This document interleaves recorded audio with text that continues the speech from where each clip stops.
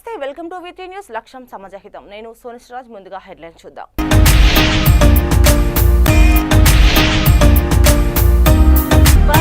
నాపై కక్ష కట్టి పార్టీ నుంచి బహిష్కరించారు. శాసన మండలిలో కంటతడి పెట్టిన కల్వకుంట్ల కవిత.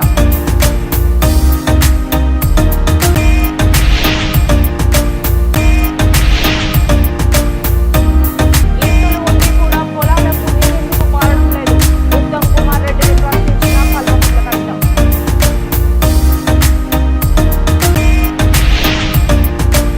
యువతిని హత్య చేసి ఇండియాకి పారిపోయిన పాత స్నేహితుడు అర్జున్ శర్మను అరెస్టు చేసేందుకు ఫెడరల్ పోలీసుల సహాయం కోరిన స్థానిక పోలీసులు. ఇక డీటెయిల్స్ చూస్తే ఎమ్మెల్సీ కవిత సోమవారం శాసన మండలిలో కంటకతడి పెట్టుకున్నారు. 8 ఏళ్లుగా ప్రజల కోసం నేను చేస్తున్న ప్రయత్నాన్ని అడ్డుకుంటున్నారని ఆమె ఆవేదన చెందారు. పార్టీ మౌత్ పీస్ గా ఉన్న ఛానళ్లు, పేపర్లు నాకు ఏనాడు మద్దతు ఇవ్వలేదని అన్నారు. నేను ప్రశ్నిస్తే నాపై కక్షగట్టి నన్ను పార్టీ నుండి బహిష్కరించారని అన్నారు.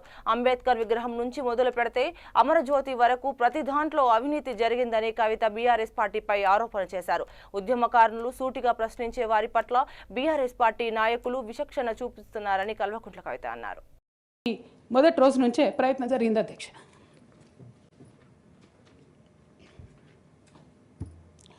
కానీ ఎక్కడ కూడా నేను తెలంగాణ బిడ్డలని, తెలంగాణ ప్రజల్ని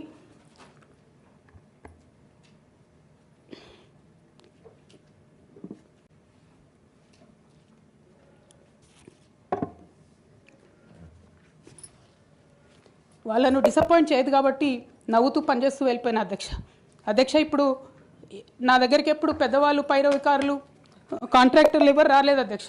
నేను ఎప్పుడు కూడా పేద ప్రజల మధ్యలోనే ఉండి పనిచేస్తున్నాను అధ్యక్ష.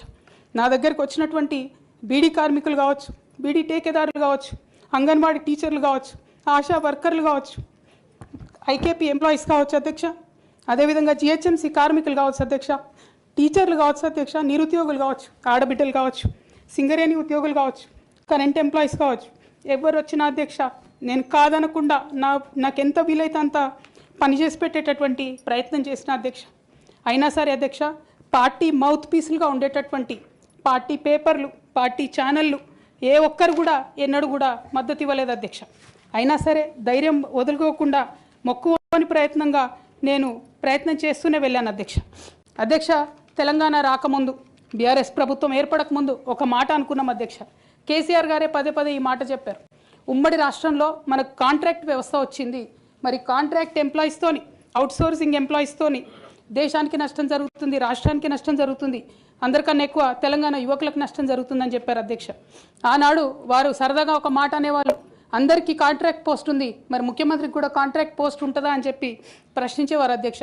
కానీ తెలంగాణ వచ్చిన తర్వాత 10 ఏళ్లలో కూడా కాంట్రాక్ట్ వ్యవస్థను మనం రద్దు చేసుకోలేకపోయినాం అధ్యక్ష. అది కాకుండా అవుట్సోర్సింగ్ ఎంప్లాయీస్, అవుట్సోర్సింగ్ వ్యవస్థను పెంచి పోసిపోయినాం అధ్యక్ష. బాధతో, చాలా ఆవేదనతో నేను ఈ మాటలు చెప్తా ఉన్నా అధ్యక్ష. తెలంగాణ సమాజానికి ఏదైతే ప్రశ్నించడం నేర్పించినటువంటి బీఆర్ఎస్ పార్టీ అధ్యక్ష. సంగారెడ్డి జిల్లా పెద్దపూర్ గ్రామంలో శ్రీ బ్రహ్మరాంబ మల్లికార్జున స్వామి జాతర మహోత్సవాన్ని ఆలయ పూజారులు అంగరంగ వైభవంగా నిర్వహించారు. మల్లయ్య స్వామి, కొమరయ్య స్వామి మాట్లాడుతూ హైదరాబాద్ చుట్టుపక్కల గ్రామాల నుండి ప్రజలు వచ్చి శ్రీ బ్రహ్మరాంబ మల్లికార్జున స్వామిని దర్శనం చేసుకోవడం అదృష్టమని అన్నారు. జాతర సందర్భంగా శ్రీ బ్రహ్మరాంబ మల్లికార్జున స్వామి వారిని అగ్నిగుండాలు నిర్వహించి సమ్మక్క సారక్కల ఊరేగింపు, కళ్యాణం నిర్వహించినట్లు ఆలయ పూజారులు తెలిపారు. ఈ కార్యక్రమంలో పెద్దపూర్ సర్పంచ్ మనీల బాలరాజు గౌడ్, నాగుసాన్పల్లి సర్పంచ్ రవికుమార్ తదితరులు పాల్గొన్నారు.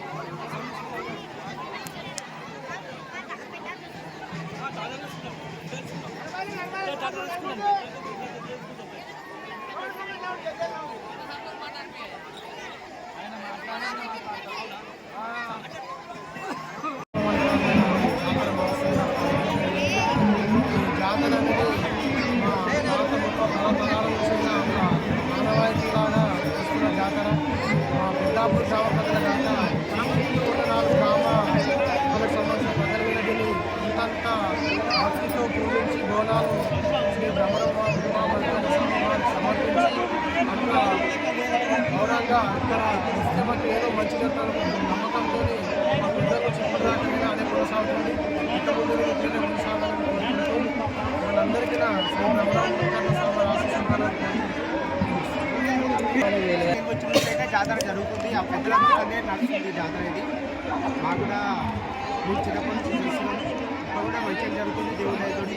ఇక ముందు కూడా మంచిగా జరగాలని కోరుకుంటున్నాం. పెద్దాపూర్ గ్రామంలో జరుగుతున్నటువంటి శ్రీ భ్రమరాంబ మల్లికార్జున స్వామి జాతర మహోత్సవం ఈరోజు ఉదయం ప్రారంభం కావడం జరిగింది. భక్తులు పెద్ద సంఖ్యలో వివిధ గ్రామాల నుంచి చుట్టుపక్కల మండలాల నుంచి పెద్ద ఎత్తున తరలి రావడం జరిగింది. గ్రామస్తుల సహాయ సహకారాలతో మరి ఇతర ప్రాంతీయ పూజలతోటి ఎగ్గు పూజలతోటి వాళ్ళ సహకారంతో చాలా బ్రహ్మాండంగా ప్రశాంతంగా జాతర మొదటి రోజు ముగింపుకు చేరుకుంది. భక్తులందరూ సంయమనం పాటించి వాళ్ళ ముగ్గులు చెల్లించుకొని స్వామివారి తీర్థ ప్రసాదాలు స్వీకరించాలని వచ్చిన భక్తులందరూ జాగ్రత్తగా తమ తమ ప్రాంతాలు చేరుకోవాలని భావాలతోని బ్రహ్మ మల్లికార్జున స్వామివారిని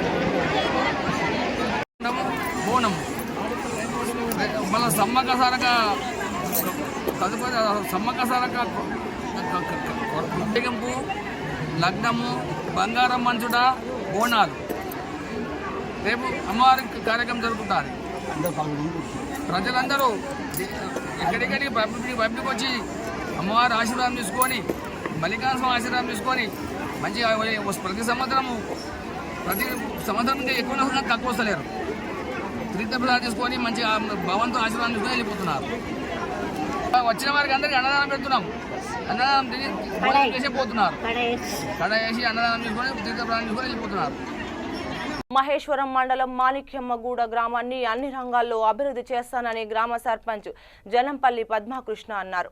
గ్రామ ప్రజలు మాపై నమ్మకం ఉంచి గెలిపించినందుకు పేరు పేరున ప్రజలకు ప్రత్యేక ధన్యవాదాలు తెలిపారు. గ్రామంలో ప్రజలకు అండగా ఉంటూ ఎలాంటి సమస్యలు ఉన్నా పరిష్కారం చేస్తామని పద్మకృష్ణ అన్నారు. గ్రామంలో సీసీ రోడ్లు, డ్రైనేజ్, వాటర్, స్ట్రీట్ లైట్లు, మౌలిక వసతులతో ఎలాంటి ఇబ్బందులు లేకుండా కృషి చేస్తానని అన్నారు. మాణిక్యమ్మగూడ గ్రామ పంచాయతీని ఉత్తమ గ్రామ పంచాయతీగా తీర్చిదిద్దాలని కృషి చేస్తానని అన్నారు. నమస్కారం. గ్రామ సర్పంచ్ గ్రామ ప్రజలకు ప్రచారం చేసేటప్పుడు హామీ సమస్యలు ఎవరు చెప్పినా ఓకే అండి. మేము సర్పంచ్గా ఎన్నుకోబడినాము ఊరు తరఫున. మా సర్పంచ్ పేరు జన్నపల్లి పద్మకృష్ణ. మేము బీఆర్ఎస్ పార్టీ నుంచి పోటీ చేసి బీజేపీ అభ్యర్థి పైన భారీ మెజార్టీతో గెలిచినాము. మాకు ముందుగా మా పైన నమ్మకంతో ఓటేసిన ప్రతి ఒక్కరికి పేరు పేరున ధన్యవాదాలు. 337 మెజార్టీతో గెలిచాము. మొత్తం పోలింగ్ వచ్చేసేసి 872 ఓట్లు పోలింగ్ అయినాయి. దాంట్లో మాకు వచ్చిన మెజార్టీ టోటల్ వచ్చేసేసి 584. మిగతా బీజేపీ, కాంగ్రెస్, ఇండిపెండెంట్ అభ్యర్థులకు 292 వచ్చినాయి. మిగతా 337 ఓట్ల మెజార్టీతో మేము గెలిచినాం. అలాగే 8 వార్డులు పోటీ చేసి 8 వార్డులు మేము విజయం సాధించినాం.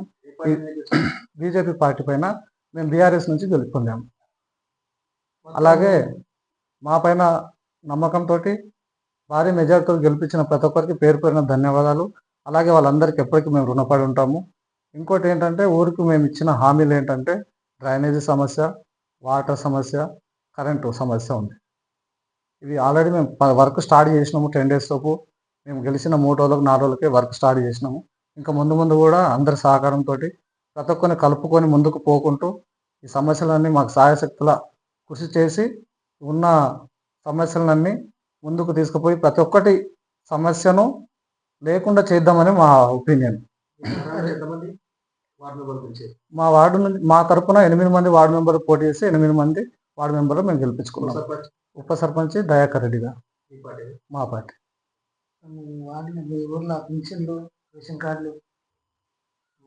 మా ఊర్లో పెన్షన్లు కొందరికి అందట్లేదు. కొందరికి కొన్ని సంవత్సరాలు వచ్చి మధ్యలో కట్ అయిపోయిన వాళ్ళు ఉన్నారు. అలాంటి వాళ్ళకు కూడా కొన్ని సమస్యలు ఉన్నాయి. అవి ముందు మేము ఎందుకంటే ఇంకా 1 month కూడా కాలేదు మేము గెలుపొంది, ముందు ఈ సమస్యలన్నీ పరిష్కరించుకుంటూ ప్రతి ఒక్కరికి అందుబాటులో వండుకుంటూ అందరితో కలిసిమెలిసి వండుకుంటూ ఊరి సమస్యలని తీర్చిదిద్దుతామని మాట ఇచ్చినాం.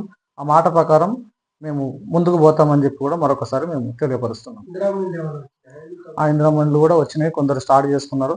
ఇంకొందరికి కూడా మళ్ళీ ఇప్పుడు ఫైనల్ లిస్ట్లో ఉంది, సెకండ్ లిస్ట్లో. వాళ్ళకు కూడా ఇంటిమేషన్ చేశాము. ఇంకా ముందు ముందు వాళ్ళకి ఏమైనా సహకారం కావాలంటే కూడా మేము సహకరిస్తామని చెప్పి కూడా చాలా ఉన్నాయండి. సీసీ రోడ్ల సమస్యలు ఉన్నాయి, డ్రైనేజ్ సమస్యలు ఉన్నాయి. డ్రైనేజ్ గురించి ఆల్రెడీ మేము వర్క్ కూడా స్టార్ట్ చేస్తున్నాము. రేపు ఇంకా కొన్ని బోర్లు కూడా వేయబోతున్నాము. అమ్మ నమస్కారం. అమ్మ నమస్కారం. మీరు గ్రామ ప్రజలకు ఏం చెప్పాలనుకుంటున్నారు? నా పేరు చెన్నపల్లి పద్మ. నేను సర్పంచ్, మాణికమ్మ కూడా సర్పంచ్. నేను నన్ను ఓటేసి గెలిపించిన ప్రజలకు అందరికీ ధన్యవాదాలు పేరు పేరున. ప్రతి ఒక్క పనికి నేను అన్ని విధాలుగా ముందుండి నడిపిస్తా. అన్ని విధాలుగా నేను నా సాయము ఏదున్నా కానీ నేను ప్రజలకు అన్ని మేలు చేస్తానని నేను హామీ ఇస్తున్నా. ఎప్పుడూ అందుబాటులో ఉంటా. నేను ప్రతి విషయంలో కూడా నేను అందుబాటులోనే ఉంటా. సూర్యాపేట జిల్లా హుజూర్ నగర్లో జాగృతి జనంబాట ఘనంగా జరిగింది. తెలంగాణ జాగృతి అధ్యక్షురాలు కల్వకుంట్ల కవిత ఇందిరా చౌక్ నుండి ర్యాలీగా వచ్చి డాక్టర్ అంబేద్కర్ విగ్రహానికి, అమరవీరుల స్తూపానికి పూలమాలలు వేసి నివాళులర్పించారు. కవిత మాట్లాడుతూ ఉత్తమ్ నియోజకవర్గంలో 2160 ఇందిరమ్మ ఇల్లులు గెలిచిన వెంటనే ఇస్తానని ఇప్పటి వరకు కూడా ఇవ్వలేకపోయాడని విమర్శించారు. హుజూర్ నగర్, కోదాడలలో లిఫ్ట్లు అత్యధికంగా ఉన్నాయని, మరి ఇన్ని లిఫ్టులు ఉండి కూడా పొలాలకు నీరు ఎందుకు పారడం లేదని ఉత్తమ్ కుమార్ రెడ్డిని కవిత ప్రశ్నించారు. కమిషన్ల కోసమే కొత్త లిఫ్టులు నిర్మాణం చేపడుతున్నారని ఆరోపించారు.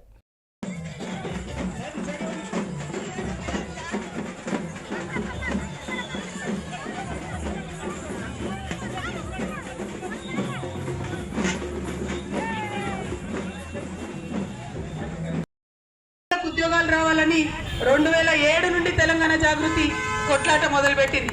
అది ఇప్పటి వరకు కూడా నిజం కాలే. ఇప్పటి వరకు కూడా సిమెంట్ ఫ్యాక్టరీలలో బయట వాళ్ళే సగం మంది వచ్చి ఉద్యోగాలు చేస్తుంటారు తప్పితే ఇక్కడ వాళ్ళకు ఉద్యోగాలు ఇవ్వరు. నేను ఉత్తమ్ కుమార్ రెడ్డి గారిని కోరుతా ఉన్నా, మరి ఇక్కడ హుజూర్ నగర్ ప్రజలకు కాలుష్యం, అదేవిధంగా ఇరిటేషన్లు, రోగాలు మాత్రమే సిమెంట్ ఫ్యాక్టరీలతో వస్తాయా? ఉద్యోగాలు మాకు రావా? దానికోసం మీరేమన్నా ప్రయత్నం చేస్తారా, చెయ్యరా? దయచేసి ఈ విషయాలన్నీ కూడా ఆలోచించుకోవాలి. తెలంగాణ వచ్చింది, అంతా బాగుంది అనుకుంటే సరిపోదు. వచ్చిన తెలంగాణలో ప్రతి ఒక్క అంశంలో ప్రతి ఒక్కరికి లాభం జరిగే వరకు నిలబడాలి, కలబడాలి, కొట్లాడాలి. అది మైనారిటీలు కావచ్చు, ఆడబిడ్డలు కావచ్చు, బీసీలు కావచ్చు, ఎస్సీలు కావచ్చు, ఎస్టీలు కావచ్చు, ప్రతి ఒక్కరి కోసం నిలబడాలి. ఇవాళ జాగృతి అదే ప్రయత్నం చేస్తుంది. తండాకు పోతుంది, అక్కడ ఉన్న సమస్యల్ని తెలుసుకుంటుంది, దానికోసం కొట్లాడుతుంది. బీసీలకు 42% అంటే ఈ రాష్ట్రంలో గట్టిగా బలంగా మాట్లాడింది కేవలం తెలంగాణ జాగృతి మాత్రమే అని తెలియజేస్తా ఉన్నారు. మన ఉత్తమ్ కుమార్ రెడ్డి గారి నియోజకవర్గం అయినందున హుజూర్ నగర్ నియోజకవర్గంలో గత 2 సంవత్సరాలు కాంగ్రెస్ ప్రభుత్వంలో అభివృద్ధి పరుగులు పెడతాదని చెప్పి అందరు కూడా భావించినారు. కాకపోతే దానికి భిన్నంగా ఎక్కడ వేసిన దొంగలు అక్కడే అన్నట్టుగా ఉండడం మరి మనం గమనిస్తున్నటువంటి విషయం. ప్రధానంగా హుజూర్ నగర్ లో ఇవాళ మేము హాస్పిటల్ తీసుకురావడం జరిగింది. మరి చాలా జిల్లాల్లో మంత్రివర్యుల యొక్క కాన్స్టిట్యున్సీలు అంటే హాస్పిటల్ కొంచెం డిఫరెంట్ గా ఉంటుంది అనుకున్నాం, కానీ అన్ని జిల్లాల్లో ఉన్న మాదిరిగానే ఇక్కడ పేర్లు 100 పడకల హాస్పిటల్ గానీ 51 మంది డాక్టర్లు ఉండాల్సిన చోట 18 మంది మాత్రమే ఉండడం మరి ప్రజలు ఎంత ఇబ్బంది పడుతున్నారో తెలుస్తా ఉన్నది. అదే విధంగా నర్సింగ్ స్టాఫ్ కూడా 3వ వంతు కూడా లేదు. అదే విధంగా శానిటేషన్ స్టాఫ్ మరి చాలా తక్కువ సంఖ్యలో ఉన్నారు. ఇంకా ఇంటి లేని వాళ్ళు తేలాల్సిన అవసరం అయితే ఉంది. ఇప్పుడు కాంగ్రెస్ గవర్నమెంట్ 18 lakhs అర్హులు ఉన్నారని తెలిసి ఫైనల్ ఏం డిసైడ్ చేసింది, ఈ సంవత్సరం ముందే 4 లక్షల మందికి ఇస్తారని చెప్తున్నారు. మరి 4 లక్షల మందికి సంవత్సరం ఇస్తే బడ్జెట్ ఎక్కడ పెట్టింది, పెట్టిన దాంట్లో ఇప్పటివరకు ఎంత ఖర్చు చేసింది, ఇది ఉత్తమ్ కుమార్ రెడ్డి గారు క్లారిటీ ఇవ్వాల్సినటువంటి అవసరం. మరి నేను హౌసింగ్ మినిస్టర్ కాదు అని ఆయన అంటారేమో, అయినప్పటికీ ఆయనకు ఉన్నటువంటి అవగాహనతో నేను ఈ ప్రశ్న వేస్తా ఉన్నాను. కాంగ్రెస్ ప్రభుత్వాన్ని డిమాండ్ చేస్తున్నాను.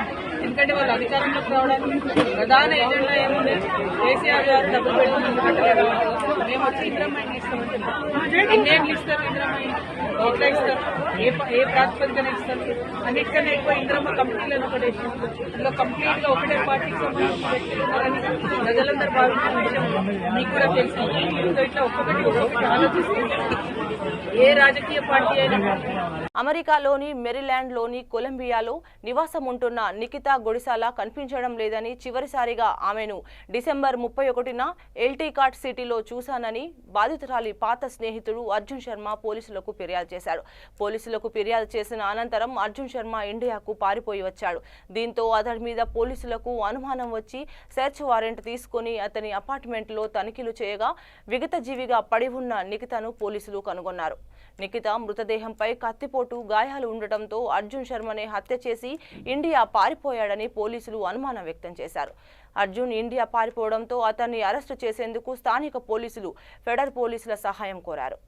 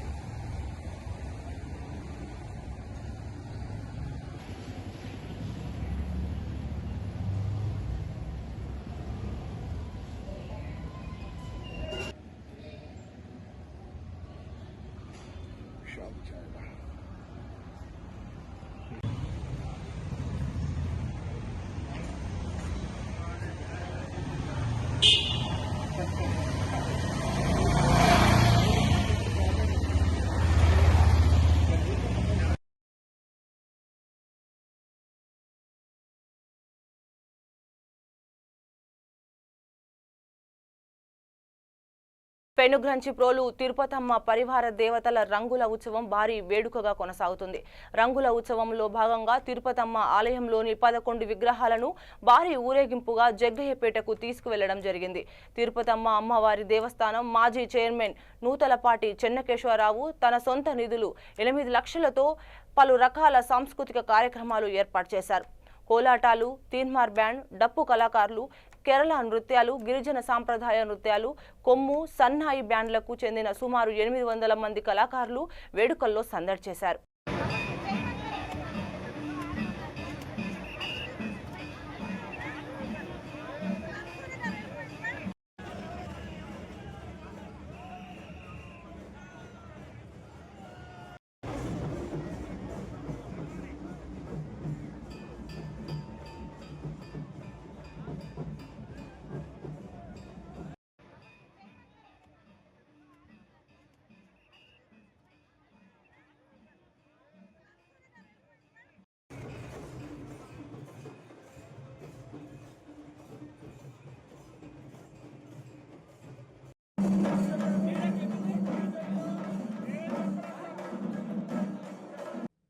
వార్షిక రంగుల మహోత్సవము అతి వైభవంగా జరుగుతున్నది.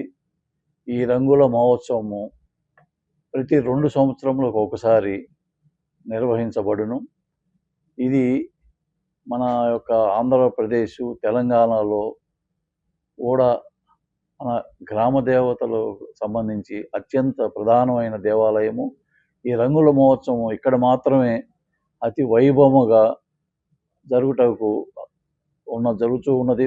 గత చాలా సంవత్సరం నుండి ఆనవాయితీగా వస్తున్నది. ఈ రంగుల మహోత్సవంలో వాయిద్యకారులు, కళాకారులు, కేరళ రాష్ట్రం నుంచి కూడా అనేక మంది కళాకారులు వచ్చి సాంస్కృతిక ప్రదర్శనలు అమ్మవారు ముందు ప్రదర్శనగా వెళ్ళుచురు.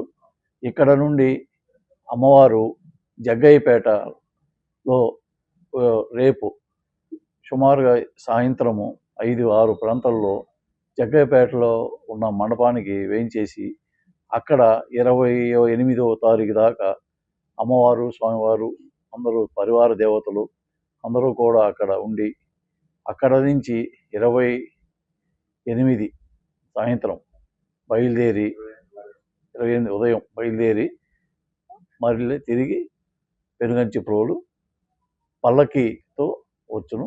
ఆ తర్వాత తదనంతరము బ్రహ్మోత్సవాల సందర్భంగా స్వామివారి కళ్యాణము, అమ్మవారి కళ్యాణము అతి వైభవముగా ఫిబ్రవరి 1వ తారీఖు జరుగుటకు అన్ని ఏర్పాట్లు కూడా దేవస్థానం తరఫున చేయుచున్నాము.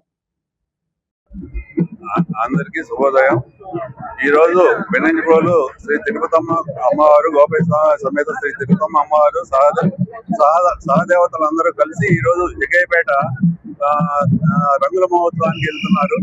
ఈ కార్యక్రమంలో భక్తులు అందరూ పాల్గొని ఈ విజయవంతం చేయవలసిందిగా కోరుతున్నాను. రంగుల మహోత్సవం ఇక్కడ నుంచి బయలుదేరి వేప చెట్ల దగ్గర ఉన్నటువంటి అరువు దగ్గరికి వెళ్తున్నారు. అక్కడ నుంచి ఎడ్ల బండ్ల మీద జగ్గయ్యపేట వెళ్తుంది.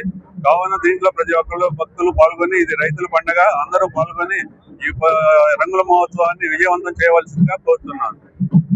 బులెటిన్ ముగించే ముందు హెడ్లైన్స్ మరోసారి.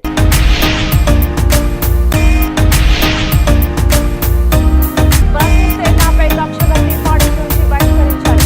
శాసన మండలిలో కంటతడి పెట్టిన కల్వకుంట్ల కవిత.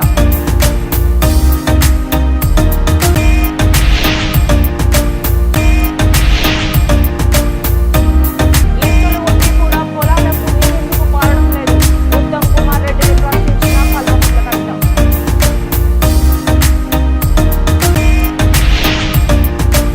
యువతిని హత్య చేసి ఇండియాకి పారిపోయిన పాత స్నేహితుడు అర్జున్ శర్మను అరెస్టు చేసేందుకు ఫెడరల్ పోలీసుల సహాయం కోరిన స్థానిక పోలీసులు. చూస్తున్నాను విత్ న్యూస్ లక్ష్యం సమాజహితం.